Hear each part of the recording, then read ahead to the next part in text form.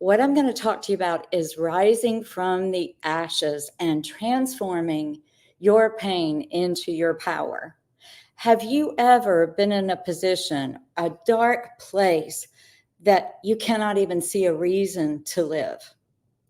Have you ever made so many mistakes that cost you so dearly because you trusted people and you didn't do your own due diligence, and you found yourself in this horrendous, horrible space and you didn't really know how to get out of it?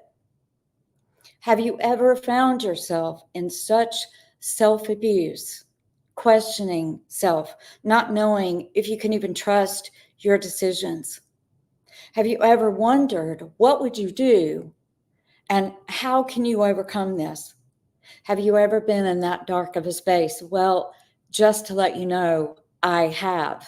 And I am standing before you today as one of those who turned her ashes, the fire that had burned everything up, into abundance. I turned it into power. And today I'm going to talk to you about that. Did you know that almost 1 million people a year commit suicide? And that predominantly that is men over women in population around the world.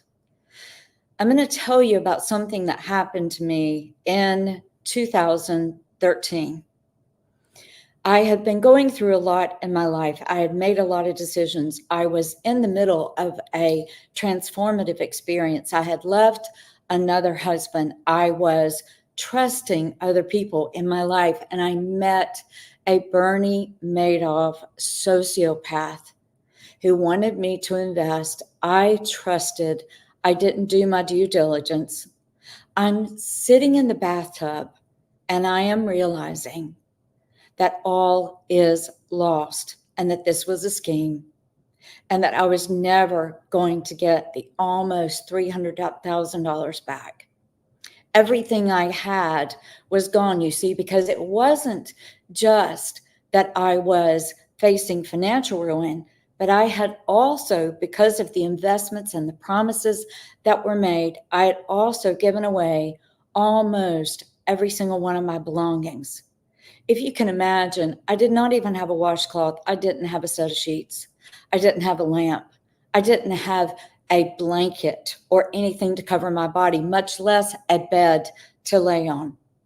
I am staying in a home as a gift from a friend of mine, but I knew that that time was coming short. I'm sitting in the bathtub, which always was this wonderful place of solace for me, this beautiful, beautiful space of embracing and feeling the warmth of the water and enjoying being encapsulated in the feeling of the surrounding warmth. But this time I'm not at peace. I am finally awakening and realizing that what I have done to myself is that I put myself in the worst possible position that anyone can in life. I had lost everything. I was beginning to realize that everything was lies. I was beginning to acknowledge and accept and going through the grieving process for months, questioning myself, wondering, is this really true? Maybe there's hope. Maybe the guy really will come through. Maybe I will get my money back. Maybe he's not a liar. Maybe he's not a sociopath. I was at that juncture, everyone, where I realized it was a lie. I had lost everything and I had given away everything else. And here I was in Florida. I didn't have a home. I had the clothes. I had shoes. I had a little bit of jewelry.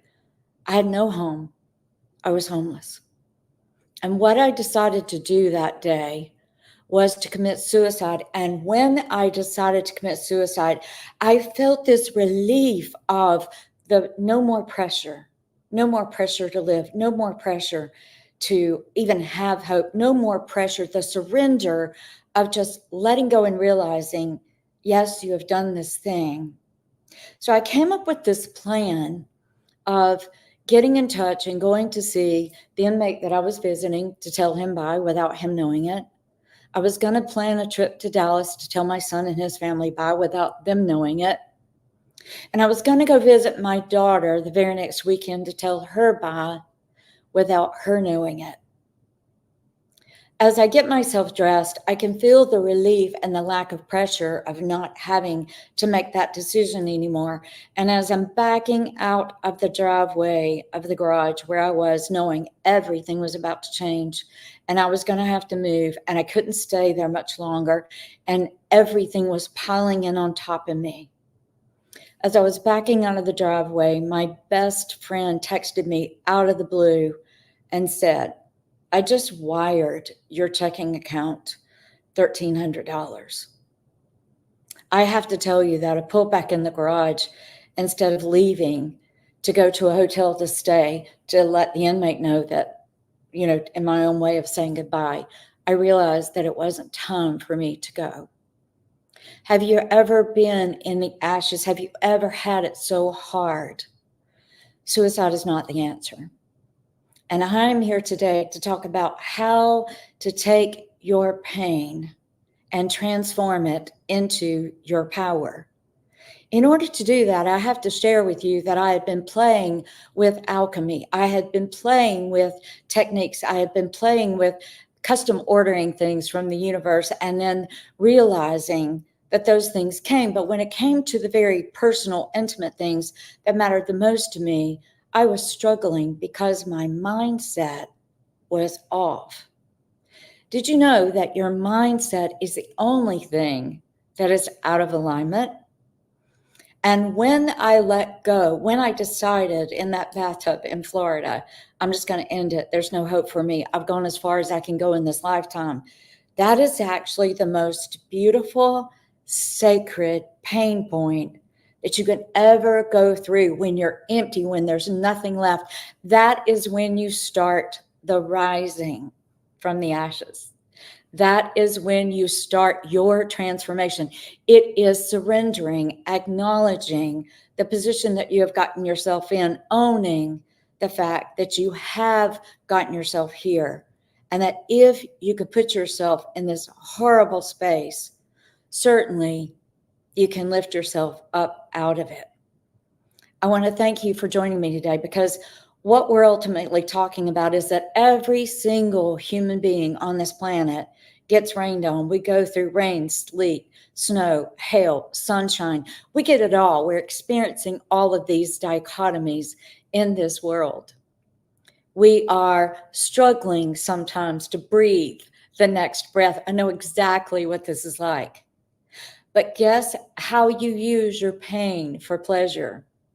Guess how you use it to own your power? We give our power away to individuals such as I did, hoping, trusting for something better, wanting to believe in humanity, but not really using our inner guidance system. What I have done is that I have realized that it is a beautiful space to be here and to be in this sacred space of life and death, and to be able to say, this does not identify me, nor does your pain identify you. I do not care what mistakes you make. I do not care how bad your life is. I don't care who you trusted. I don't care how you got where you got. I'm here to tell you that this is the point of transformation. This is where you can actually rise. And that is exactly what I decided to do. And then oddly enough, both of my children called me within 10 minutes of me crying my eyes out, getting inside the condo and just wailing, going, "You won't let me go. You're showing me that you're going to take care of me. You're going to support me. There is a way out of this. I don't have to lose hope. I have to stand." Both of my children called me within 10 minutes and said, "I know exactly what you were about to do. Mom, please don't do that. Please don't go. We need you." I am so glad that I'm sitting here today, and that what I ended up doing was developing some techniques and some programs for myself that I ultimately use with every single client that I have. For you see, I'm an intuitive and I read people for a living. And that was one of my biggest points of self-abuse, was Who do you think you are? How can you help anybody when you've made such stupid decisions that you can't even save yourself? Well, guess what? I tuned into my abilities. I tuned into my senses. I tuned into the five senses: seeing, hearing, smelling, tasting, and feeling. And I also tuned into the clairs that represent that. It is a beautiful space when you use whatever it is that has gone wrong to look at your life and say, that does not identify me. That is just one of my stories. For you see, as long as you are breathing, as long as you are living, you can create a new story. Your old stories, your perceived mistakes, which I think are my greatest accomplishments, to be able to sit before you today with a beautiful home, a Rolex watch, anything really that I want, because I overcame this. And I realized that every single thing that I had unintentionally, spiritually set up, I could use for my good. So I started this journey of looking at what is the very first step that I can take that will help me today. Give me the ideas. I'm out of ideas. You see what I've done with my life: spirit, universe, God, however you want to frame it, higher self, spirit. Guide me each day and show me how to overcome this once and for all.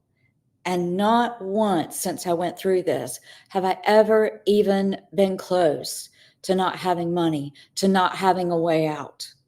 And I have developed techniques and programs for my clients, and I'm offering you a free gift today where you can actually go and find out what your dominant sensory superpower is. You'll see that in the chat box. I want you to know that it doesn't really matter what you've done. It doesn't really matter what your story is. What matters is what you assign meaning to it, what you decide that means. Is this going to govern and control your life for the rest of your life? Or is this going to be one of those things that you use as the catalyst to stand up, take your power back from wherever you gave it away? I gave it away to a Bernie Madoff sociopath. And then when I took that back in and I forgave him and said, you do not identify me, being homeless does not identify me, I am a miracle creator. And if to the degree, guys, because of the law of polarity, in everything there is an equal and an opposite, to the degree of how bad it is how good it is going to be. For I do not want you to lose hope. I do not want you to think of what you have actually gone through as a negative experience. It is only an opportunity, and it is a gift. Would you consider looking at your life today and looking at what you have caused, whether you were conscious or not, and saying, I'm not a victim of this. This is just one of my stories. I am going to choose today to stand up, forgive the other person, forgive myself, take my power back, and become a victor instead of a victim. Thank you so much for joining me today, and I appreciate you.